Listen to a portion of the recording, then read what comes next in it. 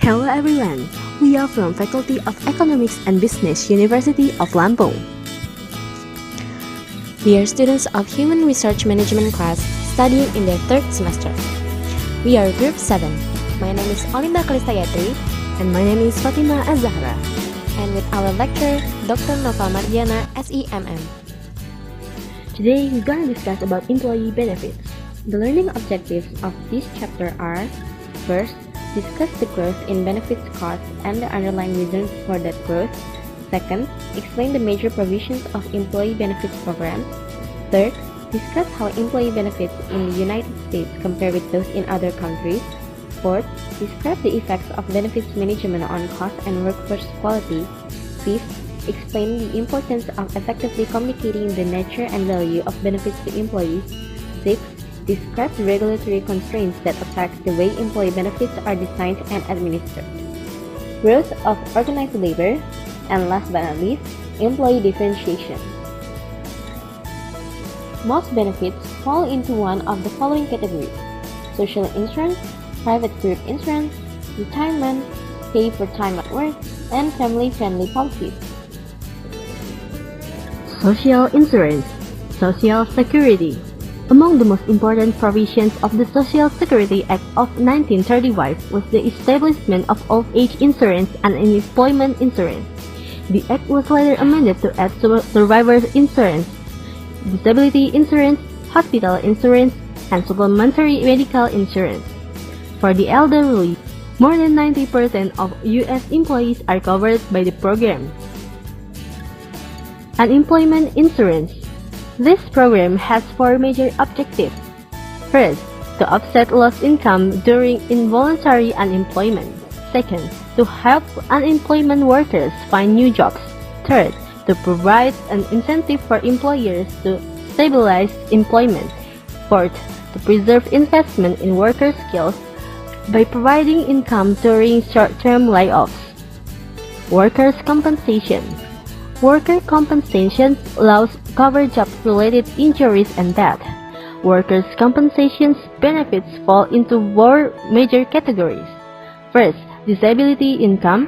Second, medical care. Third, death benefits. And fourth, rehabilitative services. Private group insurance. Medical insurance. Public opinion surveys indicate that medical benefits are by far the most important benefits to the average person. The Consolidated Omnibus Budget Reconciliation Act, or as known as COBRA, of 1985 requires employers to permit employees to extend their health insurance cover terminations. Disability insurance. Two basic types of disability coverage exist. Only in larger workplaces are most employees covered by short-term and long-term. Retirement. Defined benefit. A defined benefit plan guarantees a specified retirement benefit level to employees based typically on a combination of years of service and age, as well as on the employee's earnings level. Defined benefit plans insulate employees from investment risk, which is borne by the company. Defined contribution.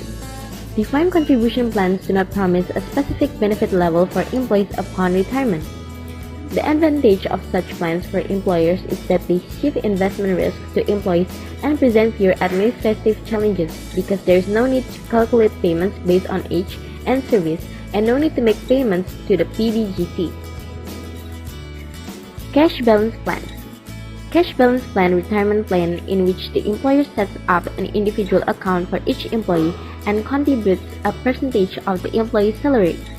The account earns interest at a predefined rate. Funding, communication, and vesting requirements. ERISA does not require organizations to have pension plans, but those that are set up must meet certain requirements. ERISA also specifies a number of reporting and disclosure requirements involving the IRS, the Department of Labor, and employees. ERISA guarantees employees that when they become participants in a pension plan and work a specified minimum number of years, they earn a right to a pension upon retirement. Pay for time not worked. A minimum number of vacation days is mandated by law in the European Community. By contrast, there is no legal minimum in the United States, but 10 days is typical for large companies.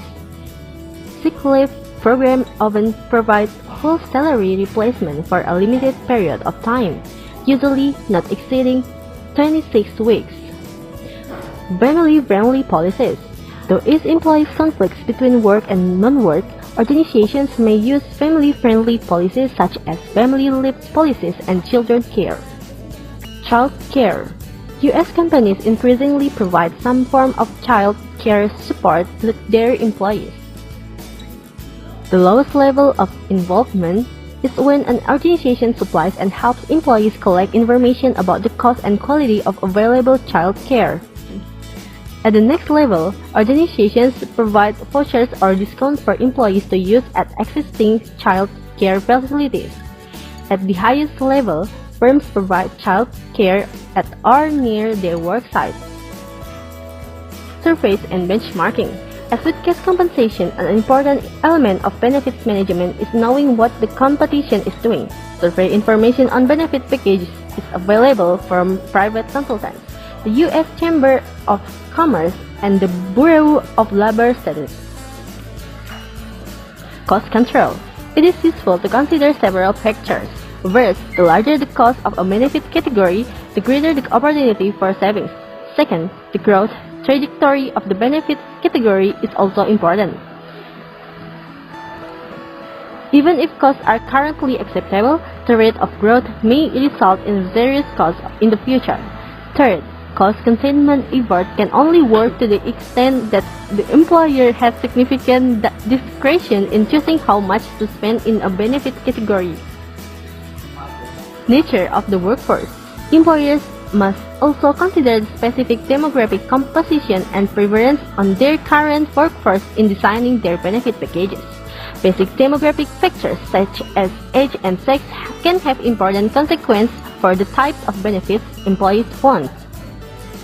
Communicating with employees. Here are some advantages of communicating with employees. First, engage employees. Second, ensures consistency. Third, promotes two-way feedback. Fourth, ensure compliance with regulatory bodies. Fifth, ensures common understanding. And last but not least, promotes a positive attitude towards change. General Regulatory Affordable Care Act. The Affordable Care Act, signed into law in 2010, has several provisions that will have a major impact on employers as they are implemented through the year 2018. Non-discrimination rules and qualified plans. What are the advantages of a qualified plan? Basically, it receives more favorable tax treatment than a non-qualified plan. Sex, age, and disability. Ensuring legal treatment of men and women in the benefits area has to do with pension benefits. Employers must take care not to discriminate against workers over age 40 in the provision of pay or benefits. Early retirement incentive programs need to meet the following standards to avoid legal liability. Employees with disabilities must have equal access to whatever health insurance coverage the employer provides other employees. Monitoring future benefits obligations. Financial Accounting Statement or FAS 106. The rule issued by the Financial Accounting Standards Board in 1993 requiring companies to fund benefits provided after retirement on an accrual rather than a pay-as-you-go basis, and to enter these future cost obligations on their financial statements. Thank you for your attention and thank you for watching our video. Bye!